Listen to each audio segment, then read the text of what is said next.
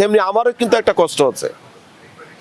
আমি কিন্তু গত 15-16 বছরে বিটিভিতে কাজ করতে পারিনি, যেতেই পারিনি। সে মনির খান প্রায় আমাকে বলতো, হাসান আমার কোনো চ্যানেলে নেয় না, আমি বিএনপি করি বিদায়। আসিফ আকবর তাকে গান গাইতে দিত না, দেখছেন গত 15 বছর আসিফ আকবরের কোনো চ্যানেলে গান। শুধু শিবা শানু ভাই না, যারা শিল্পী টেকনিশিয়ান আছেন, যারা পার্টি করতেন, বিএনপি করতেন, তাদেরকে তারা কোনো সুযোগই সেরকম দেয় নাই।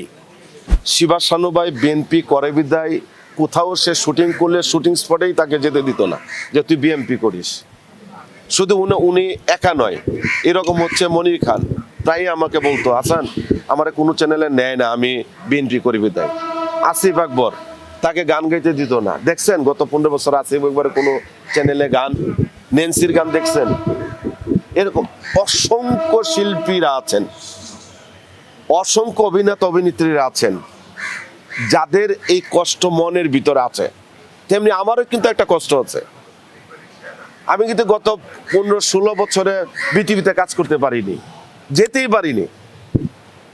ওদের ধারণা আমি আওয়ামী লীগ করি, আমি আওয়ামী লীগের কোনো লিডার। আমি বারবার বললাম যে ভাই আপনার দেখেন, হাতে দেখেন,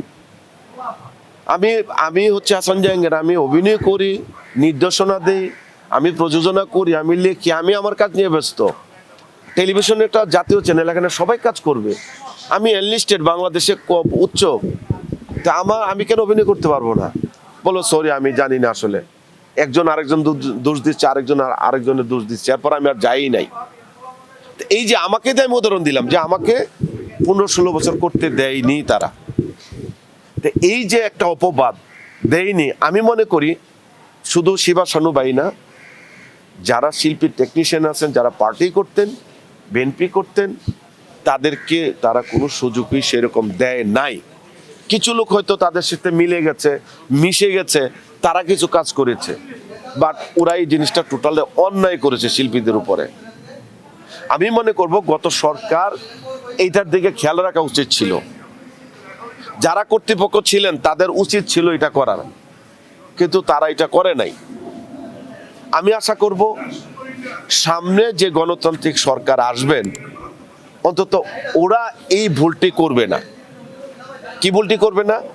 তাই বলে কি যে আমরা কাজ করব না করে তাদের দিয়ে দেব, বিষয়টা এরকম না। বিষয়টা হচ্ছে গণতান্ত্রিক অধিকারটা যাতে প্রপার ওয়েতে বন্টন হয়।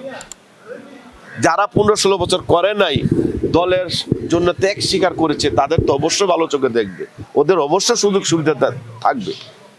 পাশাপাশি বিকল্প অন্য দল করে বা পার্সোনালি কেউ কারো সাপোর্ট করতো, তাদের দিয়ে কি করানো যায় বা কি করলে কি ভালো হয় সেটা তারা বিবেচনা করবে। এটা আমার পার্সোনাল বিষয়। কারণ আমি আজকে গত সরকার উল্টাপাল্টা করেছে, আবার যে সরকার আসবে তারাও করবে, আবার ওরা করবে, আর তাহলে আমরা তো অল আর ইকুয়াল হয়ে গেলাম, সবাই সমান হয়ে গেলাম, জনতা হয়ে গেলাম, সেটা না।